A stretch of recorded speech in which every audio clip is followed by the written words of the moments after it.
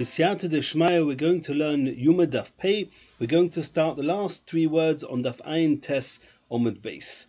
Says the Gemara, and this is a continuation somewhat from the previous Gemara, that we were learning about the measures of different halachas. For example, owning chometz, owning sa'ir, eating on Yom Kippur, etc. So says the Gemara, Tanya Rabbi Omer, we learned in a Braisa, Kol hashiurin kulon. All the different measures that are associated pertaining to foods, kulon bekazayis. The measure, is the volume of an olive. Chutz mit tumas oichlin, besides for the tumah of oichlin, of foods, and we've already seen this in Psachim Daf Lamed Gimel, that Rashi often explains that this is talking about the size of a food to make other items tomei. Other Rishonim learn this is the size of a food item for the food itself to become tomei. But either way, chutz mitumas oichlin sheshino hakosov b'mashma'on, because there's something different, there's something unusual. The Torah changed the way it would speak about this particular subject, and therefore v'shinu chachomim b'shiuron, since in the pasuk spoke about it in different terms, then the chachomim understood from there that the measure is also different. V'raya l'davar, and proof that a change in the way the Torah wrote something would actually change the measure is Yom Kippurim, is from Yom Kippur. And where do we find by Yom Kippur that the Torah changed the way it spoke about the particular Isser, and the Chachomim understood from there that the measure is different? Mai shino hakosov b'mashmoi, says the Gemara, miloi se'une. It doesn't say don't eat on Yom Kippur, and if you eat on Yom Kippur you're chayiv. It says that that on Yom Kippur you have to be in a state, or you have to allow yourself to feel afflicted, and anyone that doesn't afflict themselves in that way, then he will be punishable by chorus. So since it doesn't say the term oichel, don't eat, it says somebody who did not afflict themselves, then my shinu chachomim b'shiureo, the chachomim understood from that change that the amount of food that you have to eat before being chayiv chorus for eating on Yom Kippur is not the regular measure of food, which is kazayis. Rather, it's the amount of food which causes a person to be less at ease, that his mind is not at rest, and that is kukei the volume of a date, as we've learnt. Umay raya ledovar Yom Kippurim. Why do you need proof from Yom Kippur that it uses the term of loy se'une, and the Chachomim understood that the volume, the measure, is kaiseves and not the regular kazayis, and that's proof that by tumas oichlim, since the Torah uses a different term, we'll soon see what it is, therefore it's obviously got a different measure. What does that mean? Why do I need Yom Kippur to be a proof? In both cases, independently, the Torah chose the way it speaks about that particular Isser, and the Chachomim would have understood that it reflects on the size. Says the Gemara, D'ime hasam, because if it would only be regarding, and we would only see the difference in terminology by the psukim of Tumas Oichlin, we'll soon see what they are, I may have thought, Havamina, Urcha Dekrohu, it's just the way that the pasuk speaks, and we're not supposed to point out and say there's a little change here, and the Torah is obviously telling us it's a different measure. No, we see from Yom Kippur, whereby Yom Kippur it's clearly not just a typical way that one speaks, because in the whole Torah one speaks about oichel, eating, and here we have the speaking about te'una, affliction.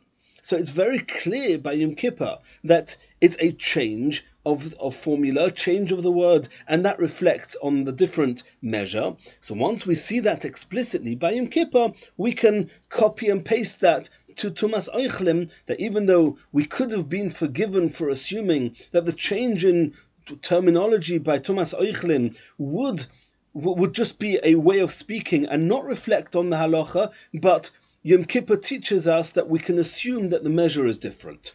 And what did we see by Tumas Oichlin? Tumas Oichlin is kabeitza minolon. Unlike other shiurim of achila, which is a kazayis, the measure of food regarding tuma is a kabeitza, is the size, the volume of an egg. Minolon, where do we learn that from? Omer Bavo, Omer Belozo, the Omer Kra, the Pasuk says, Mikol ha'oichel asher ye'ochel, asher yovoy olav mayim yitmo, etc. So when it talks about tumas oichlim, it speaks about food which is eaten. That's a strange term. So yes, we could have been forgiven for thinking that's just how the Torah talks. Oichel ashi ochel, edible food. But really, that's not how the Torah normally speaks. It could have said mikol ha'oichel, any food item. And the food is a kazayis. Achila is a kazayis. Why does it change kol ha'oichel asher ye'ochel? So the Chachamim understood the Torah is telling us that it's not the regular kazayis, rather it's a kibetza the size of an egg. Why? How would we understand that? Mikol ha'oichel asher ye'ochel is telling us oichel habo machnas oichel. The words mikol ha'oichel asher ye'ochel means not food that you eat. No, it means food that comes from a food. What food comes from a food? V'ezezeh, beitzas tarnagoles, the egg of a hen. A hen is edible, it's a food item. What comes from it is an egg. Mikol ha'oichel asher ye'ochel is telling us that regarding tumas oichlin, the measure is the size of an egg, not the size of an olive. Asks the Gemara, if you're determining the size of oichlim for tumas oichlin from mikol ha'oichel asher ye'ochel ve'ei megdi, maybe it's the size of food which is the size of a kid. A kid also comes from a food, it's born from a mother goat. Answers the Gemara, mechusar shlita. You cannot consider a kid as oichel asher ye'ochel, a food from a food, because also the mother has to be shechted to be a food, and also the kid has to be shechted to be a food. That can't be what it means. Asks the Gemara, Ve'ema ben pakua. Maybe the Pasuk is telling us that Tumas Oichlin is the size of a ben pakua. A ben pakua is a fetus found in the womb of an animal that was shechted. The mother doesn't need to be shechted anymore, it's already been shechted. The fetus doesn't need to be shechted because that's the halacha of ben pakua, that a fetus, a live fetus found in the womb of a shechted animal doesn't need shlita. So to speak, the shlita on the mother was also valid for the child. So then it doesn't need shlita. It's called oichel from oichel. Maybe that's the size of tumas oichlim, the size of a ben pakua.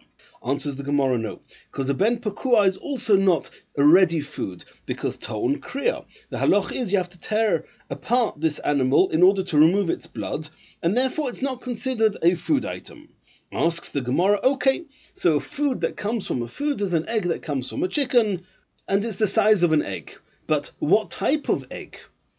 Ve'ema beitzas bar yoichni. Maybe we're talking about that the size of food for tumas oichlin is the egg of a bar yochni, which is a huge type of egg. The Gemara in Bechiris Daf Nun Zayin teaches us that an egg of a bar yochni once cracked open, and the liquid that came out of it drowned, submerged 60 cities. Rashi brings that here. So maybe this amount of food for tumas oichlin is the egg of a bar yochni. Answers the Gemara, we have a rule, tofasta meruba loy tofasta, that if you try and grab hold of a very large amount, then you haven't grabbed onto anything. It's too big. Tofasta mua tofasta. But if you grab onto a smaller amount, then you've got something. And we have this in many places in Shas. So here, if you can choose between a huge egg of a bar yoichni and the egg of a regular chicken, we assume it means the smaller egg, the egg of a regular egg of a hen. Asks the Gemara, Ve'ema be'asa detziporta. Maybe it's an egg of a very small bird, which is much, much smaller than your typical egg. The zutter tuva, which is very small. And the Gemara doesn't resolve this. That means this, that Rabbi said in the name of Rabbi Loza, that the source that tumas oichlin is a kibetza, because it says mikol oichel asher ye'ochel, indeed, that remains a little bit of a mystery. We don't really know how do we deduce from there it means a regular hen's egg and not a size much smaller than that. And Rabbi Vo brings proof from this very pasuk that it's a hen's egg. Rabbi Vo didei Omar. Before it was Rabbi Vo in the name of Rabbi Loza, but we got stuck with that. So Rabbi Vo says, Mikol ha'oichel asher ye'ochel. What does that mean? It doesn't mean a food that comes from a food. It means mikol oichel asher ya'ochel oichel she'ata oichle bevas achas, a type of food that in a single swallow you would swallow it. And what is that? V'shiuru chachomim, the chachomim, they understood that ein beis hablia, the throat through which you swallow, is not ein beis hablia marzik yoisa mi beitz hastarnagoles. You cannot swallow more than the volume of a hen's egg at one time. And therefore, from this pasuk, mikol oichel asher ya'ochel is referring to that means for tumas oichlim, the measure of food you need in halachas of tumas oichlim is the amount of food that you can swallow at once. The chachomim understood and knew that was the size of a hen's egg. And now the Gemara is going to discuss another halacha from Rebbe Lazar, and again it's in the topic of the measurements. Omer Rebbe Lazar, ha'oichel chelev bizman hazeh. If somebody eats chelev nowadays, and we know that somebody who eats chelev, if he does it intentionally, he'll be chayav koros. If he does it by mistake, since an avera that you do intentionally is chayav koros, if you do it by mistake, you chayav chatos. Nowadays, there is no korban chatos. So what do? Rabbi Loza says, sheyichtov lo shiur. Don't write down, I am chayav chatos. If Mashiach comes, I'll bring a korban chatos for eating chelev. No, write down exactly how much chelev you ate.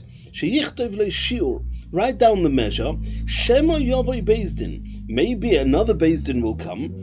Bezdin acher. V'yarbe b'shiurin. And will say that the amount of chelev you have to eat to be chayav is larger than the one we assume today. Today we assume if you eat a average size olive, that volume of chelev, you're chayav. Maybe the chachomim will say that no, they're going to bring proofs that in order to be chayav, it's going to be more. Yarbe b'shiurim.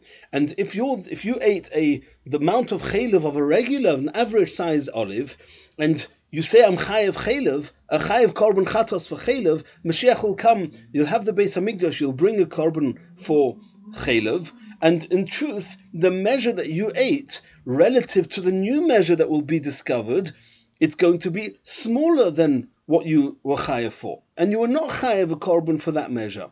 And then you're going to bring a korban into the Azara, chulin ba'azara. You're not allowed to do that. So just write down the measure, and if the measure that you ate when the Beis Hamikdash gets rebuilt, that's still the measure that you're chayav for, you'll bring the korban chatos. Says the Gemara, Ma yarbe b'shurim. What does it mean that another Beis Din might come and increase the measure? Does it mean that another Beis Din, another court will say that you chayav korban chatos for eating even a small olive volume of chelev, not just a average size? And we'll soon the Gemara is going to ask, that Rabbi Loza says that maybe another Beis Din will be yarbe b'shiurim, is going to increase the measure. Here you're suggesting a decrease in the measure. The Gemara will take care of that soon. But the Gemara is saying, what would it mean? What would the change in measure mean? Could it be that the Chachomim will determine that the amount that you chayav is going to be smaller than your average kazayis?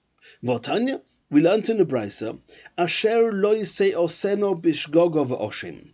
When do you have to bring a korban? Only hashov miyadiasoi, which means that had he known, he would have refrained from eating it. Maybe korban al shigagosoi. That type of person, when he didn't know that it was chelev, he brings a korban chatos. If it's a regular person, it's a chatos. If it's a nosi, there's other halachas, but he brings his korban for shogeg only if the reason that he ate it is because he didn't know it was chelev. Had I known it was chelev, I wouldn't have eaten it. Lo yishov miyadi osoi. But in the event that even had you known that this was chelev, you would have still eaten it. Ein mevi korban al shigagosoi. You do not bring a korban for that type of shogeg. And if so, over here in our case, this person ate chelev. You're not allowed to eat chelev. So what's the Gemara suggesting? That if you ate a measure which is less than an average kazayis, write down, for when Mashiach comes and the Beis Hamikdash gets rebuilt, right, I ate chelev the size of a small olive. That's what the Gemara suggested. But the Gemara said, I don't understand. When you ate it, you didn't know it was chelev. and we're saying now that Yochayev a korban is because had I known it was chaylev, I wouldn't have eaten it. Well, is that true? Biblically speaking, the fact that it's smaller than a kazayis, and today we don't yet have a new Sanhedrin that told us a different measure. As of today, you're only chayev if it's an average size olive, not less.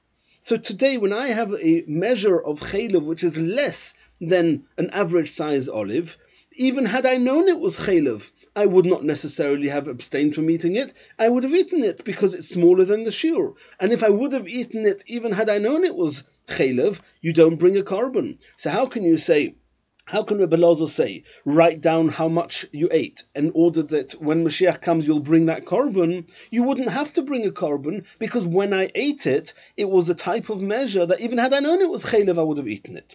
Elo, says the Gemara, Deloi mechayev korban ad de ika kazayis godel. That what Rabbi Lozo meant was, write down how much you ate. Don't just write down, I'm chayev chatos for eating chaylev. No, write down, I ate chaylev the size of an average olive.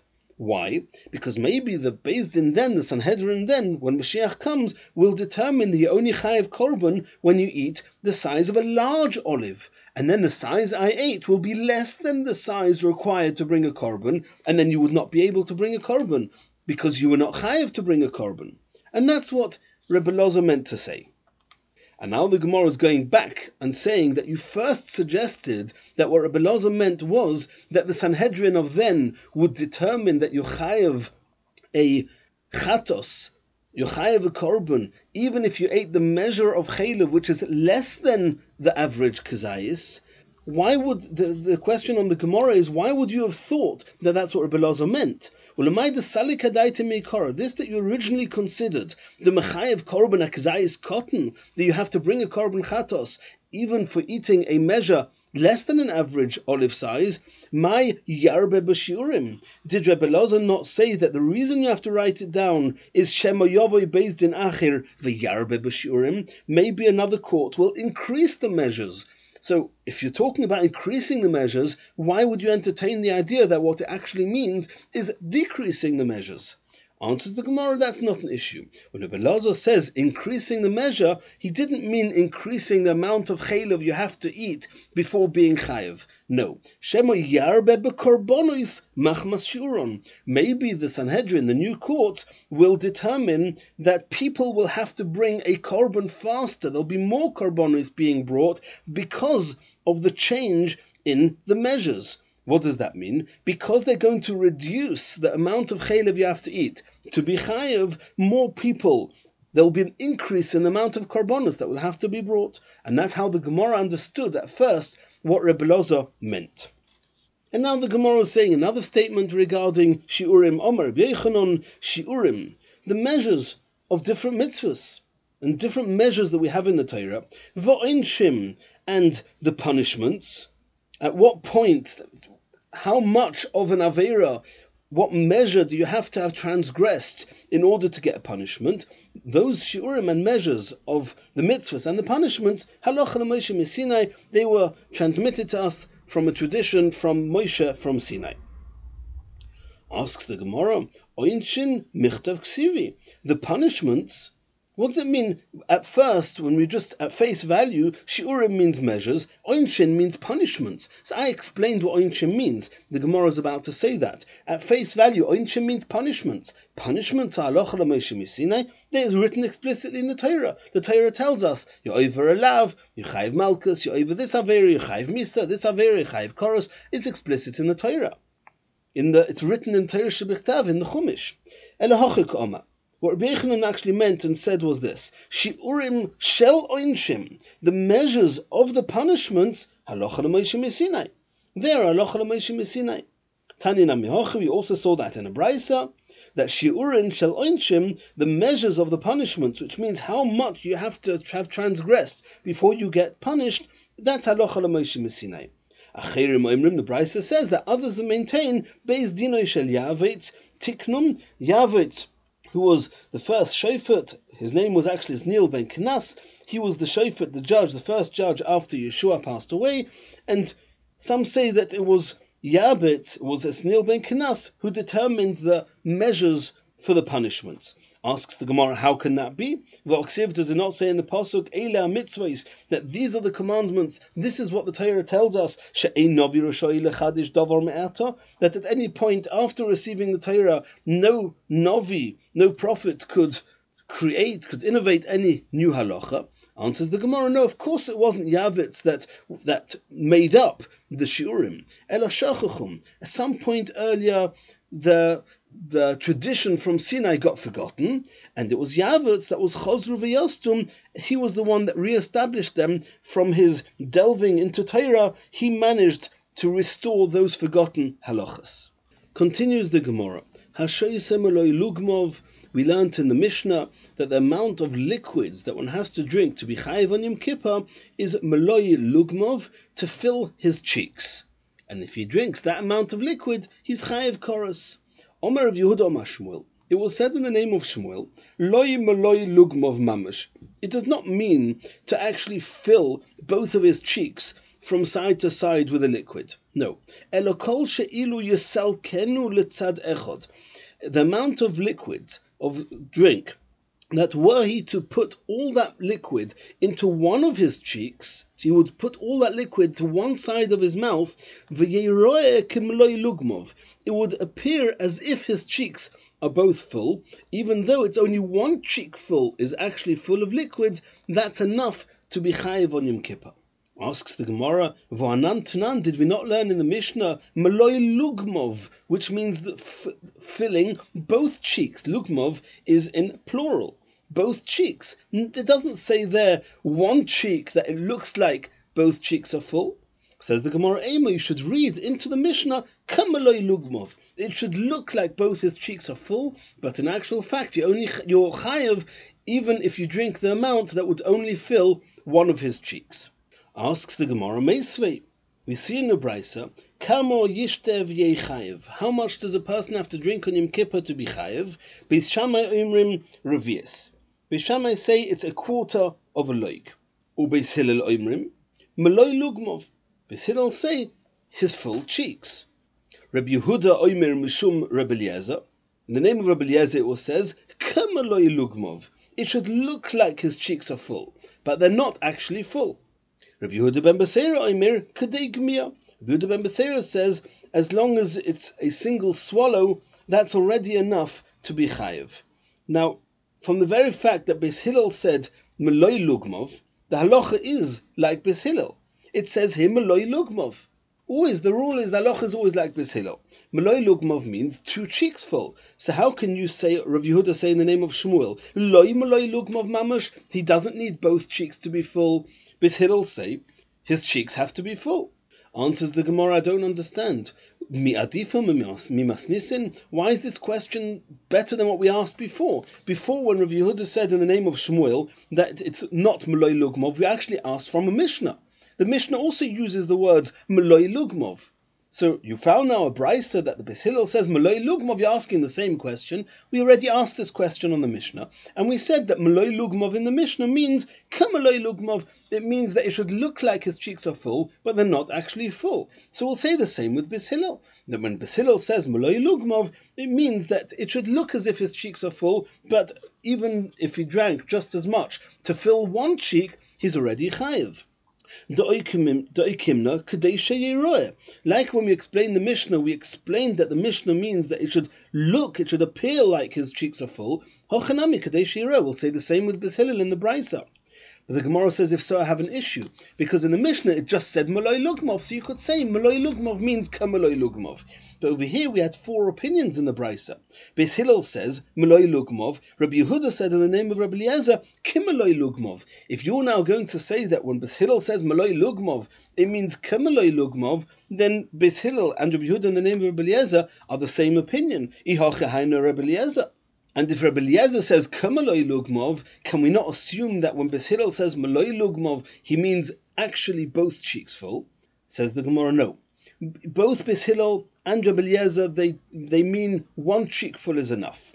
There's a difference, however, between meloi lugmov, which it says in our Mishnah, and Beis Hillel used, and kameloi lugmov that Rabbi Eliezer said. Ikebenayu meloi lugmov dochuk. What happens if it just about fills one of his cheeks? It's not fulfilled one cheek.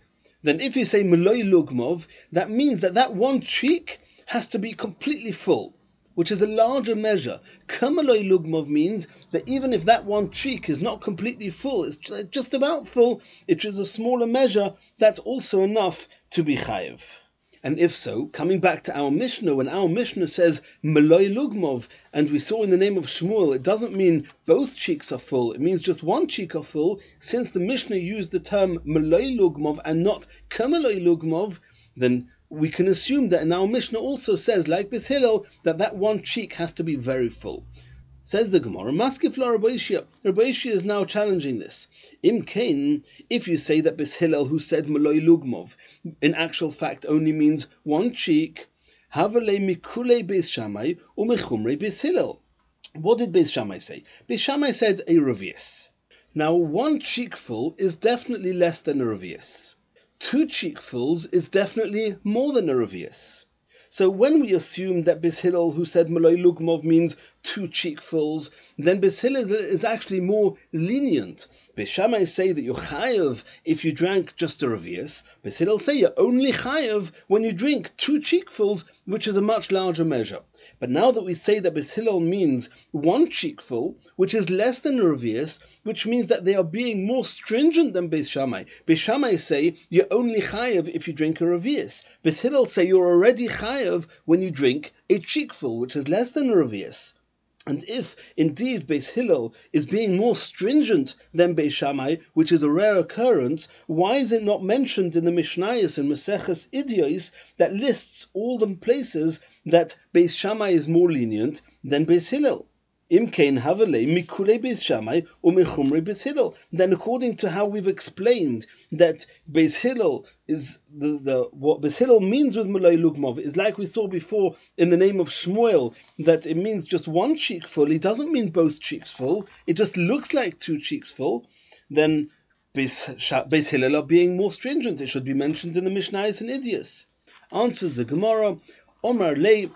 So he answered the answer to Rabbi Hoshaya that ki itchil, when the question was asked how much you have to drink in order to be chayiv, because you'll remember the brisa that we quoted these four opinions. How does the brisa start? Kamo yishte v'yei chayiv. How much do you have to drink on Yom Kippur to be chayiv? So the Gemara is now saying to Rabbi Shiur, when that question was asked, it was asked regarding Oig Melech HaBoshon itchel. It was asked regarding Oig Melech HaBoshon. It probably doesn't mean Oig Melech HaBoshon. It means a huge person, a much larger person with a very large cheek. And if so, to have a Beis Shammai l'chumra.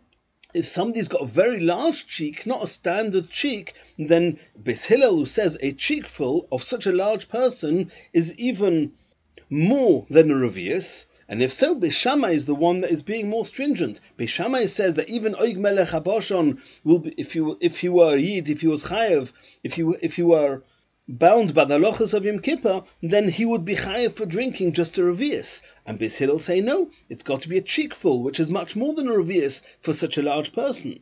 So we see from the Gemara here that the measure of a meloi lugmov, of a cheek, is not a standard fixed measure. It's every person according to his cheek. We just know that an average person, a single cheek is less than a revius, but it's every person with his own cheek. Maskif la Rabbi is now asking about this. Why is it that when it comes to the amount that you have to eat in order to be chayev on Yom Kippur, to kol chad v'chad, it doesn't matter how big you are and who you are, the amount that you'll be chayev is for eating a volume of a date.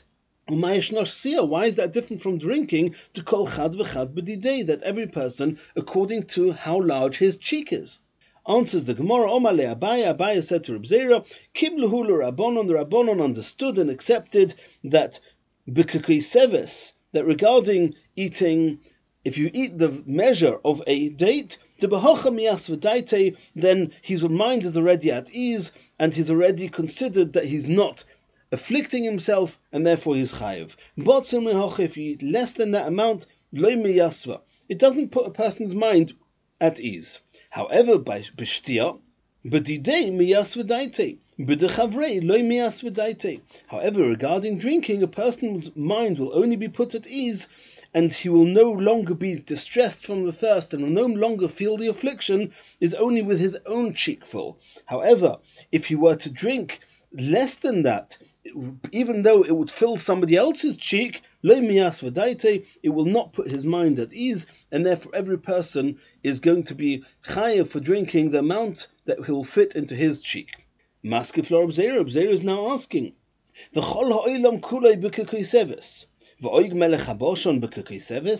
it make sense that all normal people, they eat the volume of a date, and already they're relieved from the distress of the hunger, and they're no longer feeling afflicted? And Oig Melech HaBoshan, this huge giant, he also eats just a little bit, just the date's volume, and it will put his mind at rest as well. Does that make sense that all people, irrespective of their size, their minds will be at rest with eating the same measure of food?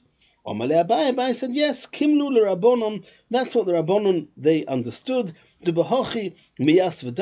when it comes to solids, then to eating, a person's mind will be put at rest with eating this amount of food, the size of a date, and less than that, the only difference will be that miu, nonetheless, kule alma, when everybody else, any normal person is going to eat the volume of a date, then tuva, then it will alleviate his affliction on a larger level. V'oig melech haboshan, and oig melech haboshan eats the volume of a date, then purta, it will only relieve him a little bit. But nonetheless, everybody will be relieved by eating the volume of a date. It just depends how much relief he's going to get. Maskif Lor Rabbi again, Rav Zera asks the question, all solids are the same measure, that it's a koiseves, the size of a date? Basa shomin b'koiseves. Does it make sense that one eats fatty meat, then that's going to relieve a person's feeling of affliction? And for lulavi gufanim b'koiseves, and eating the shoots of a grapevine, it's going to do the same thing, that it's the volume of a date, which is going to set his mind at rest? These shoots of a grapevine, they're much less satisfying than eating fatty meats. Amalei Abai, again Abai says, Kimlu l'Rabbonon, the Rabbonon knew the behochem yasvadaite. Eating this measure, a date's volume, puts every person's mind at ease. It doesn't matter what he's eating. The difference will be that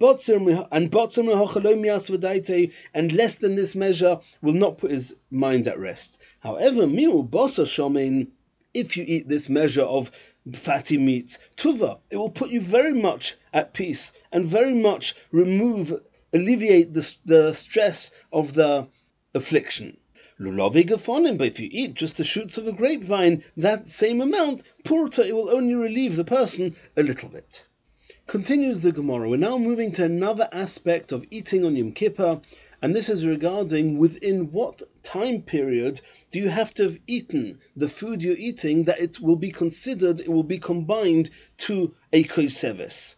If you nibble at a food and every 10 minutes you take a tiny little piece, then it's not probable that after a few hours that you finally consumed this date size food, that's considered that you've eaten the koiseves and you're chayav. There must be a certain amount, a time frame, that only within that time frame everything you've eaten is combined to that measure. So we know that as a rule, and this is a rule in other places in Shas, it's a Mishnah in Krisus Daf Yud Beis, that Kazayis, whenever the measure to be chayav, or when there's a mitzvah, or anything to do with the food which is the size of a kazayis, we only view it as a kazayis if it was consumed within b'kedei achilas pras.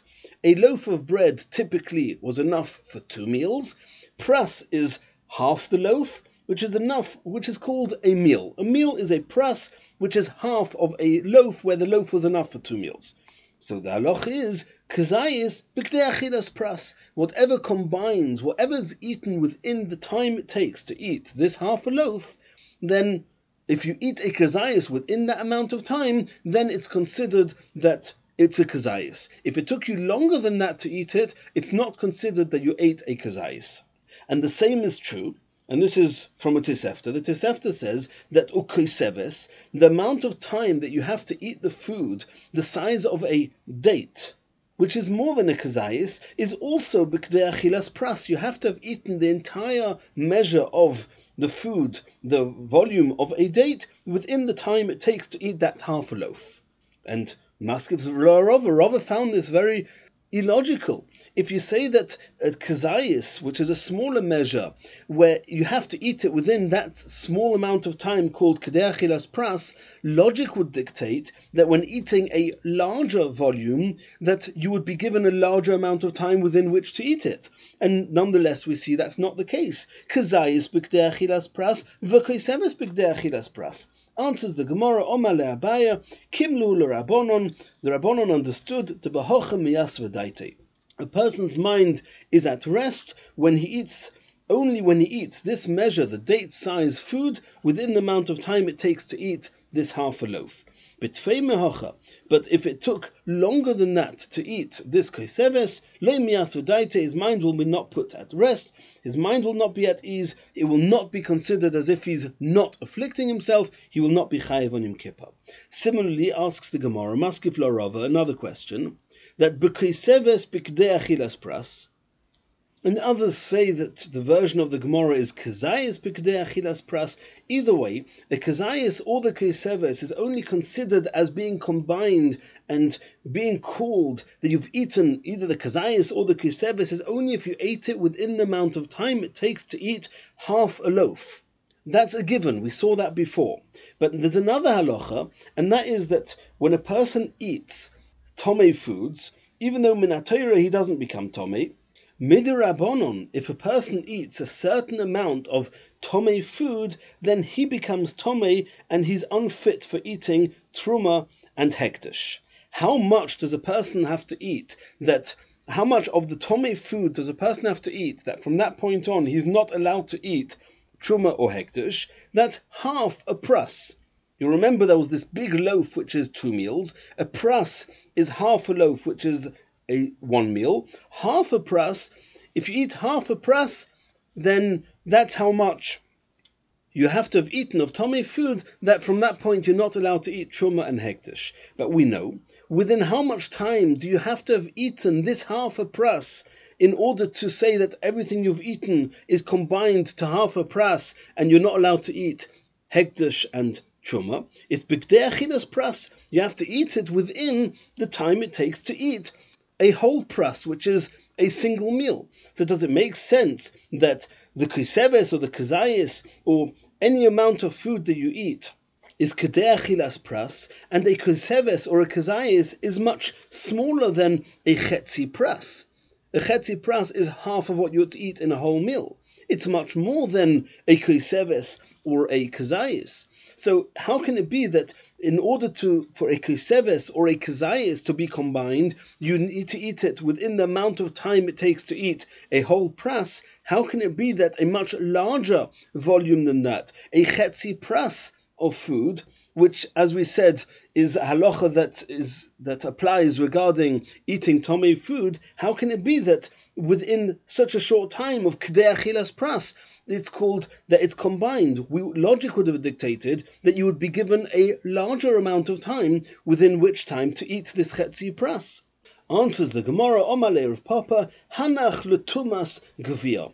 Don't ask questions from this tumah, which is a body becoming tumah from food, because that's only a drabonon. V'lav doiraisehi. It's not a biblical tumah, it's only a rabbinical one. Since it's only drabonon, they were makel. They said if you manage to eat the whole chetzi pras within the amount it normally takes to eat a pras, it's called b'kedei achilas pras, then this tumah drabonon will apply. If, however, it took you longer than that to eat it, then we will not combine it and you will not be tomei. Asks the Gemara, Umi Omar of Papa, Hachi? Could Rav Papa really have said this? That the tumas hagvia, that the fact that a person becomes tomei when he consumes tomei food items is only a rabbinical one? V'oksiv, does it not say in the pasuk, V'loi sitamu bohem v'nitmeisem bom? The pasuk says, do not contaminate yourselves through them, lest you become contaminated through them. V'omar of Papa, and Rav Papa said, Mikan, that this is a source. We learn from here, Shetumas Kvia Doiraisa, that when a person becomes Tomei because he ate Tomei foods, it's actually a biblical Tumah. And that seems to be contrary to what Rav Papa said before. To answer Rava's question, the reason they gave them such a short measure of time, a short span of time within which to eat this Chetzi Pras, is because it's only Midrabanon. Answers the Rabbanon, Midrabanon. The truth is, even Rav Papa understands and holds that this Tumah is only Midrabanon. Ukra smachta ba'alma, and Rav Papa just found some allusion in the pasuk that is hinting somewhat to this concept, which is in truth a rabbinical concept, but not that the pasuk itself is a source for this halacha. Continues the Gemara, Kol ha'oichlin. We saw in the Mishnah that all food items, all solids, the volume of however much you eat of the food, they all combine, and if between all the different solid food items that you ate, it makes the measure of a large date, Ikoseves Hagasa, Yochayev on Yom Kippur. Omer of Papa. Ochal umtza umilcha. If somebody ate a piece of meat with salt on it, mitztari, if we combine the salt to the meat to reach that larger volume. Afal gav de lava chile. Even though consuming salt is not considered an act of eating, kiven de ochle insha mitzdarfin. Since people eat meat in this manner, that they put salt on it, then the salt is combined with the meat to make up the full measure. Omer Rish Lakish, another example says Rish Lakish, tzir, which is brine, she'al gabe yorok, that he poured this brine as a dressing on top of some vegetation, some greenery. Mitztari flika koiseves, it's combined with the yorokis, with the vegetation, to be a koiseves for the volume of a large date b'yom Kippurim. Asks the Gemara Pshita, is that not obvious? What is Rish Lakish trying to impress on us? Says the Gemara Ma'udutei, I may have thought mashkehu. The brine in and of itself is a liquid, it's not a solid, and therefore it would not combine with the yorokis, which are solids. Komash Malon Rish Lakish is coming to teach us, kol achshure uchla uchlahu. Since it's there to prepare the food, to improve the food, to spice the food and season the food, it's combined together with the solid to make up the dates measure, the kuseves, of to be chayiv on Yom Kippur. Another halacha from Rish Lakish regarding eating on Yom Kippur, Omar Rish Lakish, ha'oichel achila gasa b'yom Kippurim potor. We know that achila gasa is excessive eating, a type of eating which can hardly be called eating, the body does not benefit from at all, is overeating. And this would be possible, it would not, Yom Kippur afternoon, this wouldn't be possible, because you cannot overeat before eating normally. So, and then you'll be chayiv. But this is talking about at the onset of Yom Kippur. You've just finished a lavish Sudas HaMafsekes. You're totally full. And as Yom Kippur sets in, you continue eating. That is called excessive eating, overeating, and it's hardly called eating. There's no benefit to the body from that type of food consumption. So Rish Lakish says that if you eat achila gasa on Yom Kippur, potur, he's potur. My tama. What would be the source for that? Asher lois unoksiv, because the pasuk says that when you chayiv, that when a person ate and the eating actually caused him not to be afflicted on Yom Kippur, that's when he's chayiv. So you see that the only time you're chayiv is if what you did was alleviate your affliction. But if you were engaged in doing something else, you were not alleviating affliction, you were actually just damaging yourself and damaging the food, prat lemazik. When all you're busy doing is damaging yourself and the food, you're not going to be chayiv on Yom Kippur. Omer Rabbi Yirmiyah, Omer Rish Lakish. Rabbi Yirmiyah said in the name of Rish Lakish, a similar and related halacha, Zor she'ochal truma achila gasa. We know that if somebody who's not a kohen eats truma, it's a big avera, he's chayiv. What happens if a zor eats truma, but he doesn't eat it with normal eating, he eats it achila gasa, excessive eating, overeating? Then Mishalim esakeren, he has to pay for the value of the truma that he ate. Ve'eini mishalim esachomesh, because normally when a person eats truma, when he's not a kohen, and he's eating truma, you have to add on a fifth. You add on an extra 25% of the value of what you ate, you have to add that on when you pay for what you ate. And the 25% becomes a fifth when you add it. The 25% of the 125% is a fifth. That's called a chomish. But this person that didn't actually eat, he was just engaged in overeating and excessive consumption, then he has to pay for what he stole. But the chomish he doesn't need to pay, because the pasuk says, ki yoichel, that you have to pay the extra chomish when you've eaten the truma. Prat lemazik, when you're not engaged in eating, you're engaged in just damaging yourself and the food you're eating, then you have to pay for the damages, but you do not need to pay the extra chomish. Omer Rabbi Yirmiyah, Omer Rabbi Yochanan. Rabbi Yirmiyah said in the name of Rabbi Yochanan that zor shekoises sa'irim shel truma. A person who koises actually means he chews, and it's just a not normal way of eating. So somebody who chews away at sa'irim shel truma, zor, somebody who's not a kohen, who's eating barley of truma in a not normal fashion, it cannot be called eating. It's almost called that he's damaging, but he's not engaged in eating. Mishalim esakeren, he pays for the value of those barley that he ate. Ve'enim mishalim esachomish, but the extra fifth he doesn't pay. Again, kiyechal, it says in the pasuk, you only chayav the extra fifth if you were engaged in eating. Prat lemazik, to the exclusion of somebody who's engaged in damaging the truma. Another similar halacha, Omer of Shizbi, Omer Rabbi Yochanan, zor shebola shazifin, if somebody who's not a kohen, he swallowed, and swallowing is a normal act of eating. It's not like chewing of the barley that we saw before. He swallowed the shazifim, which could be plums, shel truma, vehikion, and then he threw them up. He sicked it out. Va'ochlon achir, and then another non-kohen came, another zor came, and he ate that plum that had already been swallowed by somebody else and had been thrown up. Then Rishon Mishalim Keren v'chomish. The first person pays for the plum, for this shazif. He took a shazif of truma. He's not a kohen. He has to pay for it. He swallowed it. That's a regular way of consuming this food item. Pay the extra chomish. However, Sheni, the second person, ein mishalim elo dmei eitzim. This plum, this shazif, once it's been swallowed and thrown up, it's not really fit for anything. Certainly not fit for eating. What's it fit for? It's fit for firewood. Since it's fit for firewood, the second person that ate it, he has to pay whatever amount of firewood value this shazif had. And he pays it l'rishon. Mishalim is dmei eitzim l'rishon bilvad. He pays the value of firewood of this shazif to the first person who consumed these plums. Because the first person who consumed it, that's it. He was the one that actually took it away from the kohenim. He pays the keren and the chomish. Now it's his. Once it's his, if somebody else took it, that's somebody else. He only has to pay the keren and not the chomish. Continues the Gemara, ha'oichel va'ashoisa ein mitzdarfim. The final statement in the Mishnah is that food and drink do not combine, and if he eats half a measure of food, with half a kiseves, and half a maloi lugmov of drink, then it's not considered as if he's eaten or he's transgressed the issa of not afflicting oneself on Yom Kippur. He will not be chayev.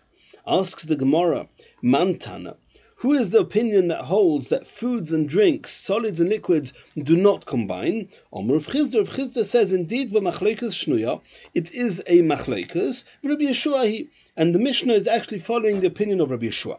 Ditnan, because we learned in the Mishnah in Me'ilah, Klal Omer Rabbi Yeshua. Rabbi Yeshua said a rule, Kol shetum osoi, v'shi'uroi shove, mitztarif. Tum osoi, v'loi shi'uroi, shi'uroi v'loi tum osoi, loi tum osoi v'loi shi'uroi, ein mitzdarfim. And this sounds very complicated, but it's actually very straightforward. There are three different transmitters of tumah. There's a sheretz, which are certain types of creatures with their unique type of tumah. There's nevela, which is a corpse, a dead animal. And there's a mace, a human person who's died. Now, in each of these three concepts, there's how much of sheret or nevela or mace does it have to be, what size does it have to be in order to be tomei? And then there's another concept, and that is the halachas. Once somebody becomes tomei from any of these three, how long is he tomei for? So shi'uroi is the measure of either sheret or nevela or mace, which is the measure that from that size and up, they actually transmit the tumah. And this tum'oson is that when the tumah is transmitted, how long does the tumah, is it there? So sheretz, shiuroi, the measure of sheretz that's needed in order for it to be able to make something tomei, is ka'adosha, the size of a lentil. Nevela, the size is a kazayis. Mace, the size is a kazayis. Which means as far as shiuroi is concerned, nevela and mace have something in common, they have the same shiur, the same measure. Regarding osoi, how long, what type of tumah, what's the extent of the tumah that's being transmitted, sheretz and a nevela have in common that anything that becomes tomei from a sheretz or a nevela is only tumah till that evening. However, regarding the mace, the human corpse, then the tumah is for 7 days. So according to the Chachomim, then sheretz, nevela, mace will always combine. It doesn't matter whether the shiur is different between the two. For example, if you were to take a sheretz and a nevela, half of an adasha size, half of a lentil size of a sheretz, and half of a kazayis size of a nevela, would they combine? Then even though sheretz and nevela have something in common that regarding tum'oson, which means that they're both only tumah till that evening, but the shiur is different, sheretz ka'adosha, nevela kazayis, nonetheless the chachomim say they combine. How exactly they would combine and to what halachas they would combine, that's issues elsewhere. But they would combine. And the same is with nevela and mace. They would combine. Even though they have the shiur, they have the same in common, it's both bekazayis, but tum'oson is not the same. Nevela is tumas erev, mace is tumas shiva. So the chachomim say that sheretz, nevela and mace would combine. Rabbi Yeshua, however, no, he said a rule, not like the chachomim. He said that in order for them to combine, it has to be that the shiur and the tumah is identical. So if a person had half a kazayis of one mace and half a kazayis of another mace, they would combine, because mace has also the same shiur, also the same tumah. They're both the same. Half a kazayis of one nevela, half a kazayis of another nevela, they would combine. Half an adosha, lentil size of one sheretz, half an adosha of another sheretz, they would combine. Because nevela with nevela, mace with mace, sheretz with sheretz, they have the same halachas, therefore they can combine. However, tum'osoi v'loi shiuroi, if all they have in common is tum'osoi, for example, sheretz and nevela, they have the same, they're both tumas erev, but the shiur is not the same. Sheretz b'ka'adosha, nevela is with a kazayis. Or shiuroi v'loi tum'osoi. For example, that you combine a nevela with mace, the shiur is the same, it's both bekazayis, but tum'osoi is not the same. Nevela is tumas erev, mace is tumas shiva. Loi tum'osoi v'loi shiuroi. If you try and combine sheretz with mace, that also the shiur is different. Sheretz is beka'adosha, mace is bekazayis. Also the tumah is different. Sheretz is tumas erev, mace is tumas shiva. In these cases, ein mitzdarfin, they do not combine. That's what Rabbi Yeshua said. So the Gemara now is saying that over here, when you have food where the measure is keiseves, you have liquids where the measure is meloi lugmov. They have different measures. According to Rabbi Yeshua's rule, things with a different measure do not combine. Continues the Gemara of Nachman Omar. That was what Rav Chizda said. Rav Nachman argued and said, afilu teimer rabbonon. It could even be the rabbonon in that Mishnah over there, where we saw in Me'ilah, that the Chachomim say that even though it's got a different shiur or different tumah, they do combine. It could be they'll agree here regarding Yom Kippur that not. Ad kan lo ka'om rabbanon hasom elo le'inyan tumah. As far as the halachas of tumah, the subject of tumah, the shem tumah chadu, they have one thing in common. Sheretz, nevela, and mace. They might be different sources. That one is a creature. The other one is a carcass of an animal. The other one is a corpse of a person. However, they have something in common, and that's they're all called tumah, and therefore they can all combine.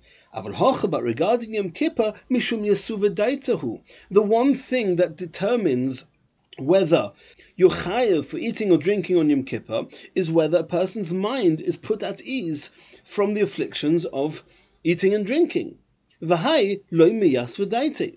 And the Chachomim knew that if you didn't eat a whole measure of a koseves, a date size of solids, or a whole maloi lugmov of liquids, then it's simply not yisuva daite, and therefore they do not combine. And just as we saw now, there was a machlokes of Chizda and Rav Nachman, two Amiroim, who argued whether our Mishnah was Rabbi Yeshua or not. We also found a different set of Amiroim who said the same. V'chein Omar Rish Lakish. Rish Lakish said the same as we saw before from Rav Chizda, that by machlokes shnuya, that it's actually the machlokes over there in the Mishnah in Meila, Rabbi Yeshua here, and our Mishnah is following Rabbi Yeshua. Ditnan, as we saw in the Mishnah there, Klal Omar Rabbi Yeshua, v'chulu, we saw in the Mishnah there the whole rule that Rabbi Yeshua said, as we saw before. Rabbi Yechanan Omar, Rav Yechanan said, as we saw before from Rav Nachman, Afilo Temer Rabbanon, it could even be the Rabbanon of the Mishnah in Meila, Ad Kanoikom Rabbanon Hosom Elo Le'inyan Tumah. Over there, since they're all called Tumah, they all combine. Aval Hochem Mishum Yisuva Daitehu, but regarding Yom Kippur, the determining factor is whether a person's mind is put at ease, V'hai Lo Midas V'daite, and even the Chachomim there would agree that having part of a measure of solids, part of a measure of liquids, the two combined together would not cause a person to his mind at ease. He would still be called being in a state of affliction, and therefore the two do not combine, and he will not be chayav on Yom Kippur. And in Yirtzeh Hashem in the next shiur, we're going to continue the next Mishnah.